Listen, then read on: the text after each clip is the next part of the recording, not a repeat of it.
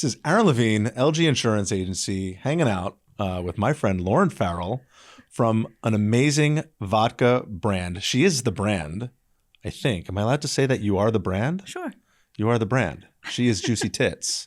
Juicy Tits Vodka, made in the USA, here in Monmouth County. Are you distilling in Monmouth County? Where's the Not in distillery? Monmouth County. I live in Monmouth County. This is home, but it's actually made down in Florida, in Fort Pierce. So you're distilling in Florida. Yep. And you're distributing in New Jersey. How far is your distribution reach? As far north as Oakland and as far south as Wildwood. I love that. That's so much fun. And I'm drinking this pink drink in my hand. What's this called again? A little red bikini. I'm drinking a little red bikini.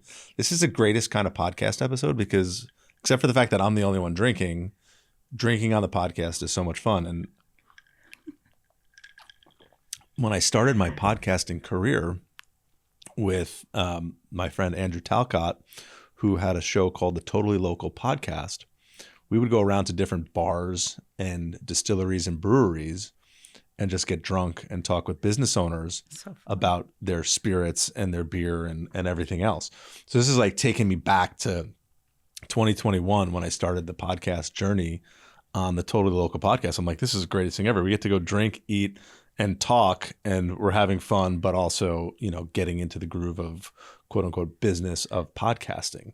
So it's kind of cool. So I haven't had a really cool brand on in a while. So I'm pumped that you're here today with your brand.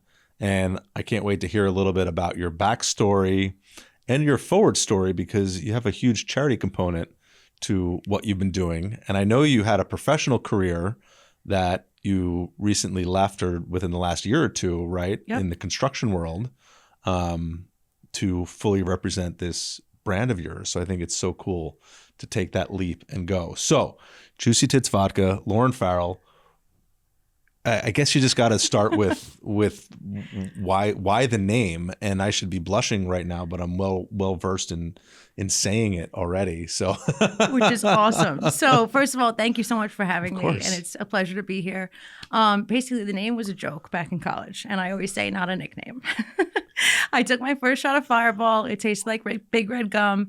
And growing up, my grandpa always had big red and juicy fruit. Mm-hmm. So I take the shot of Fireball and I said, holy shit, this tastes like big red gum. I said, they need the opposite of Fireball, just a total play on words. They need juicy tits. And I was with a group of people. They loved the name. They said, that's a great name. And within the coming days, I took pen to paper and I realized how I could spell it. And I said, wait, this is kind of cute. And then for the longest time, it was almost 8 years, it was a joke. Okay. I just market tested the name, went up to groups of men, groups of women, bartenders. Yo, do you guys have Juicy Tits Vodka back there? And the ears always perked up, whether it was the bartender or people around.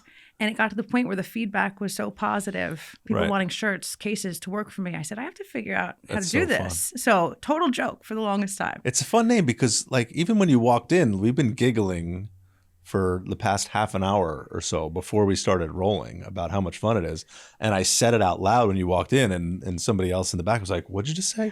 What'd you call her? And I'm like, read her shirt. It's on, it's like, so there's so much fun in the branding and in the name. And I see you're still having fun with it after all this time.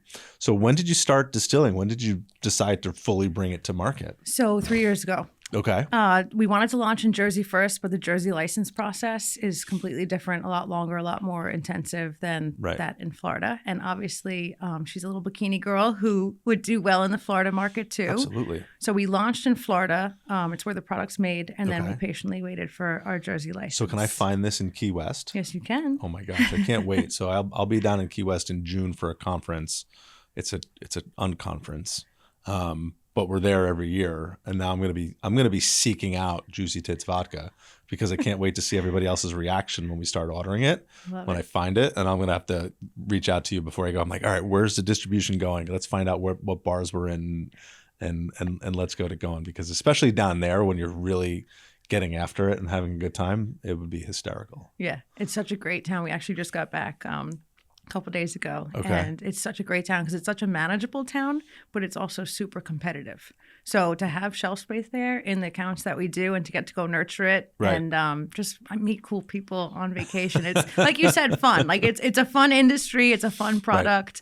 I always say the whole point is to make people laugh and smile, and it's not really more complicated than that. You've accomplished that, and it's also really good. So I also we have a clip of me tasting the vodka, just not neat, but on the rocks. I would have drinking it neat because it is ultra premium. It's super smooth, right? Corn-based. Yep.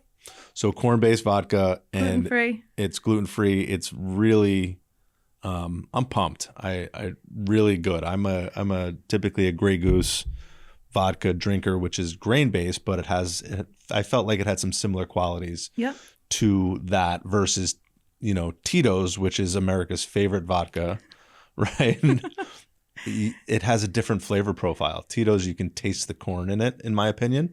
This was super smooth and like just super clean when I was drinking it. I'm not doing this because I'm getting paid for it, but it's like, I like my vodka and this could definitely fit on the shelf. But if you haven't noticed, I have this. It's an empty bottle, but this was a gift to the guys here. At one point, I had my own vodka. I love it. Branded vodka made, Long Branch Distillery. May you rest in peace, because you're not currently open. Hopefully, you come back again someday.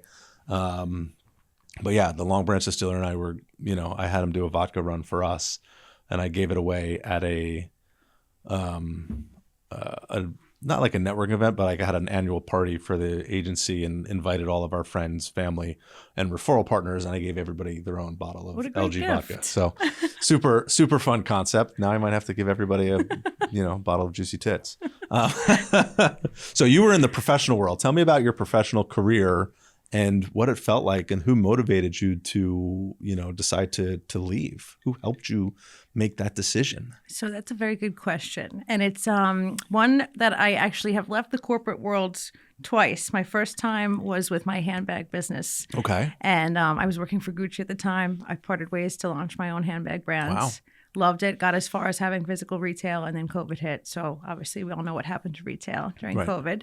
But when I had the retail was when I really had the time to do the research for how to launch a vodka brand. Okay. And so I also, in between, as you said, worked in construction, and that was a really fun, awesome job. It was BD for a contractor, so I got to wine and dine clients, play a lot of golf, and he was all for Juicy Tits. So he would be down the table and say, show them the bottle, show them the card, show them the logo. So I had the best of both worlds of, not that it's just males that like it, but a male-dominated, mainly kind of following and people that you were in front of often, and a boss at the time who was all for it. So I was lucky. Those are the best bosses. Those are the best bosses. But it got to the point where this is very much a full-time job. And in Jersey in particular, we're self-distributing.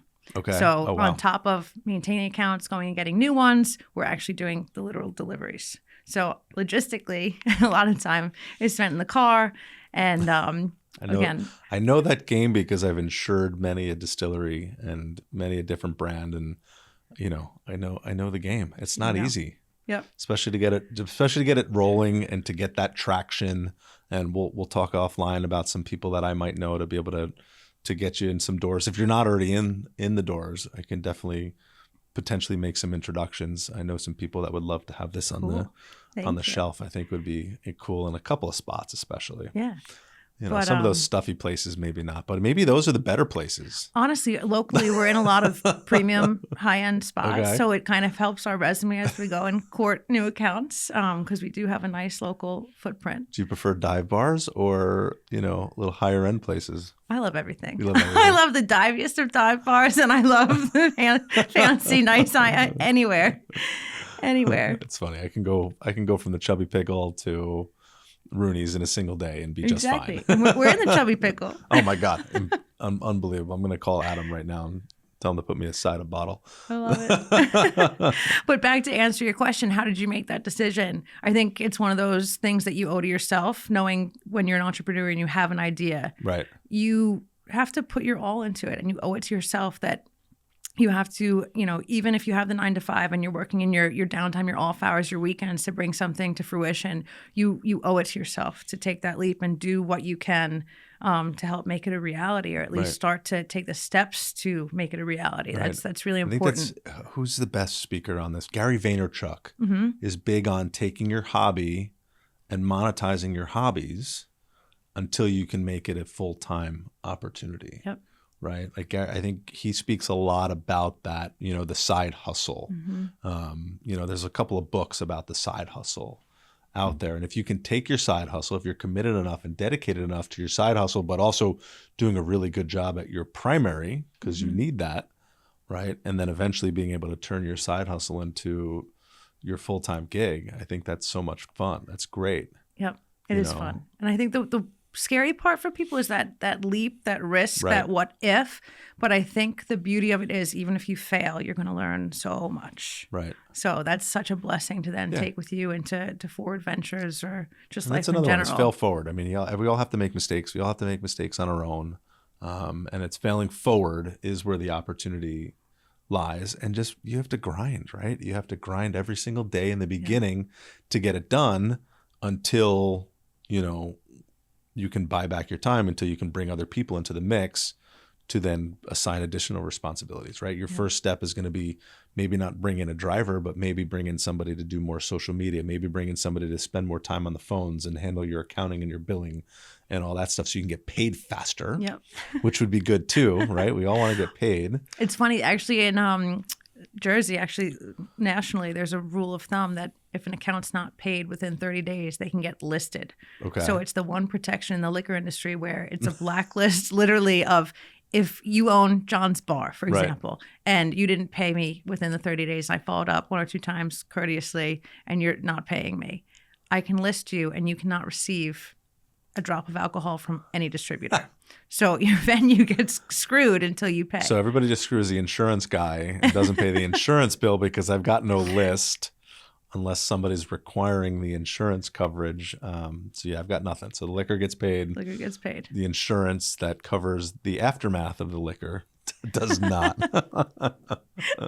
We're working with a venue right now, not to be named, but like, we have no insurance today, and we have a big party coming up. I'm like, oh, cool. So you're serving liquor and you're open till 2 a.m. and you have no insurance in place. We'll sort you out. We'll help you, but just pay your bills and then we'll be fine. Yeah.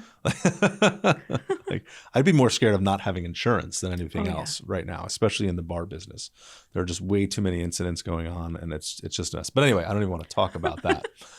So you have a big charity component to your brand. So let's talk about that. And then I want to hear what's next for you. Awesome. So we like to say we party for a purpose because obviously we're always having fun, but if we can give back while we do that, it's the best of both worlds. So obviously breast cancer is a natural fit given the name and our positioning in the market.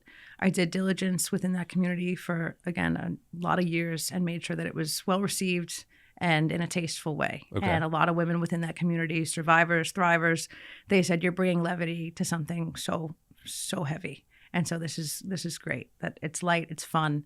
And we need something like it. So once I had the blessing within that community, it was a natural fit. Okay. And through my construction days, a friend of a friend referred me to the founder of a nonprofit called Move Over Breast Cancer. Okay. And her name's Paula Flory. She's a survivor herself. She lives in Princeton area, but basically she has a nonprofit called Move Over Breast Cancer where she drives a pink van around. Okay. She calls it a mobile resource lounge and salon, and it's basically non-clinical services that she can bring right to a woman's doorstep. So how to tie a scarf, an empowering head shaving, drives them to a doctor's appointment, whatever that woman at that moment needs, she does. And on top of that, she's built an incredible community of women that can lean on one another. And I actually just recently put one of my dear friends in touch with her who was recently diagnosed. And after speaking to her, she said what peace of mind she was able to offer me. So something as simple as just a phone call. She's pretty gifted at what she does. That's great. She's built an amazing nonprofit and community. That's great. I mean, those ancillary services are just as important as any of the research or anything clinical, because we all need peace of mind. We all want to relax, right? So if somebody's going through a tough time, that's an important piece of the puzzle. Like, I have a friend of mine, my friend Ted, who's a travel agent. He's run a charity for the last 25 years called Kick Cancer Overboard.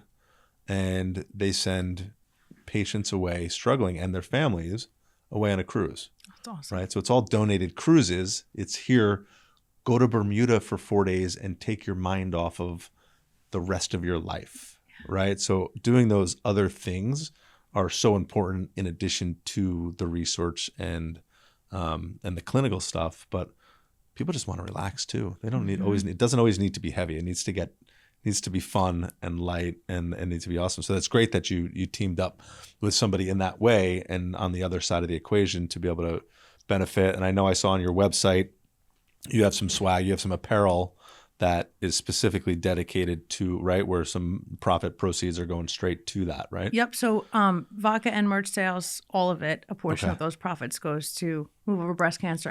We're always growing, looking to engage with new nonprofits as well, do as much as we can to help in whatever way we can at this stage of things. That's awesome. But yeah, there's a lot of cool merch on the site, some specifically with the breast cancer ribbon. Sometimes it's on some of our little sleeves and little details here and there. But yeah, portion of profits from vodka and merch all goes to different charities. So what's next? What's next for you? Are we going to other distilled spirits? Are we sticking with vodka? What's in the plan? So our biggest, not challenge, because we're tackling it well, but biggest challenge right now is we're literally going and knocking door to door, bars and liquor stores, and giving our little pitch and asking for them to take our product. Right. So since the end of May, we have about 100 accounts in New Jersey, which is awesome.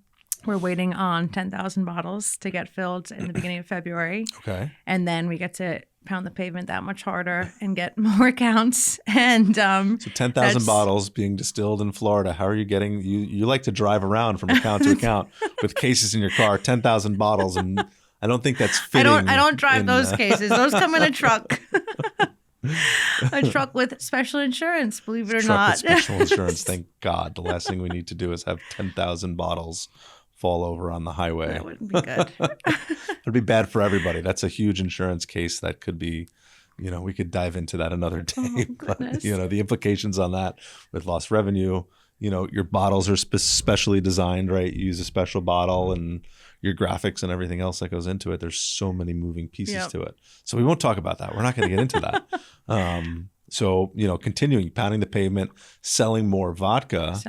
But what's on the horizon? What else? Conquer the state and then conquer a couple more states. So how it works in liquor is there's called Class A states. There's 5 of them. They dictate the secondary and tertiary markets then. So once you get in those 5s and you have a footprint in those 5, that's apparently when you start to get some real traction. But we've heard different stories from different founders, some with successful exits. One as local as Rumson, who actually sold his bourbon company. And I heard about that. He's an awesome person to call on when you have a question, or to just know that within 5 years he had a successful exit and was literally doing what we're doing. So it gives you, the faith to keep going and to celebrate the small wins, because you start somewhere and then eventually it starts moving, and the reorders come in, which is a huge metric of success in the industry.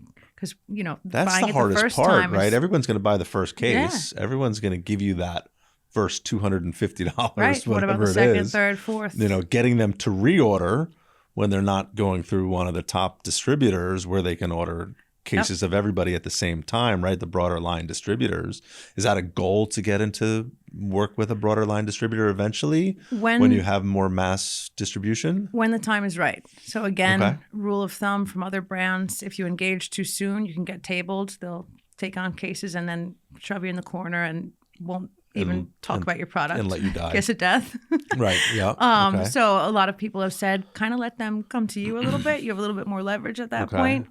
They know that your SKUs, obviously, in the marketplace, it's on their radar at that point. And then you have more skin in the game to negotiate and, get in their portfolio in a way. All the secrets they know when I'm ready to start my label up again and, seek distribution. But no, definitely not happening. I like my label for fun and in my liquor cabinet. Makes sense. But I think I like this in my liquor cabinet. I like this in my liquor cabinet also. So when we talk about the podcast, obviously who you work with matters.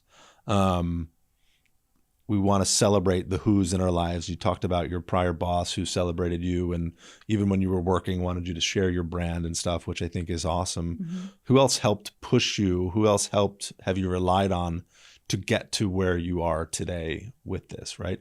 Because becoming an entrepreneur is not something you come up with by yourself overnight. I know the brand and the concept and the design was something that you were working on constantly and started out as fun and over a series of years. Who else, do you have other who's that you've relied on to help you get to where you are? Absolutely. So obviously there's the monetary aspect of starting a business. It's not cheap, and we're going to keep it real. That's very much a reality. Right. So I was very, very fortunate to have supportive parents who gave me the initial investment to see what happened with a small batch of 3,000 bottles. Okay. And then I'm doing math in my head. And then after that, I actually organically was introduced to a gentleman who became my angel investor. Okay. So again, to keep the juicy wheels spinning until we get the hockey stick going up. He's been an absolute blessing. His name's Jerry. He's 82. He's one of my best friends. I tell him that. He goes, "You need to get an F in life." But he's the absolute best. And it's really cool because he lives locally. He goes around to a handful of restaurants and just does his thing, buying people drinks of Juicy, stopping them from ordering Tito's and saying, That's amazing. "Hold on, let me buy you a drink. And if you don't like it, I'll still pay for it." Right. And I'll get messages in my DMs that say, "Hey, I met this guy. He bought me a drink. I love your vodka. Where can I buy a bottle?" So he holds himself back, but I say, whatever you're doing, keep doing it because it's working. Right. In your own way, it's working. So he's been incredible. My boyfriend helps me. He's my right-hand person in terms of the actual selling, traveling, delivering. I couldn't do it without him. And then I also am part of an awesome women's networking group. And they're so genuine. They're so supportive in whatever way, shape, or form that they can. They try and make things happen. So they initially heard of Paula from Move Over Breast Cancer. And within hours, they had connected with her and were actualizing plans of what we ultimately put together as an incredible event in October for her charity in the course of a couple of weeks. That's so fun. Yep. So we have a meeting coming up. We're gearing up for next year. And this time we obviously have a lot more months to prepare. So we're looking forward to... If you need some extra sponsorship, let me know and we'll talk about it. Because again, I like to market and work with great people and support great charities at the same time. So I think we could definitely put something together and try to help you out there as well. That'd be amazing. And then I would say mentors kind of from college days in terms of speaking to the entrepreneur and, the special way our minds work and keeping you, stay the course. Right. Keep going, keep trucking along. Yeah, you just got to keep moving, right? You got to keep that grind going until you can delegate that grind out and bring other people into the mix to help you get that expansion. It sounds like Jerry's doing his job. He's being that silent person, but he's out there pushing the brand and doing it in a different way, which is very important, by the way. You need all things marketing. That's one way to market it. The other way is you walking into an account with an open bottle, for people to taste it, say, hey, this is actually a legitimate beverage. Yep. Right? It's not some cheap marketing ploy. It's a premium vodka. Try it. And let's put it on the shelves because it's also fun. Yep. So you get a little bit of all of it. And we just have to keep marketing everything we do. And that's part of this podcast is branding and marketing. And I hate talking about insurance. I'll do anything I can do to not talk about insurance. But I love talking about marketing and brands and cool things and, other opportunities that people can bring to the table and really celebrating all the different who's in our lives. Everybody that sits in that chair or sits across from me is a different who because I learned something from everybody that I speak to on this podcast. And when I'm a guest on somebody else's podcast, I learned so much. And so it's just so much fun to sit here and get to hang out with you. So I really appreciate you joining us today. I'm going to finish both of these drinks, by the way. I don't know which, they kind of go well together. One's a little salty, one's a little sweet. And I'm just going to enjoy it and start my happy hour early. I love it. So Lauren, thanks for hanging out on the podcast today. Thank you so much for having me. Cheers. Cheers.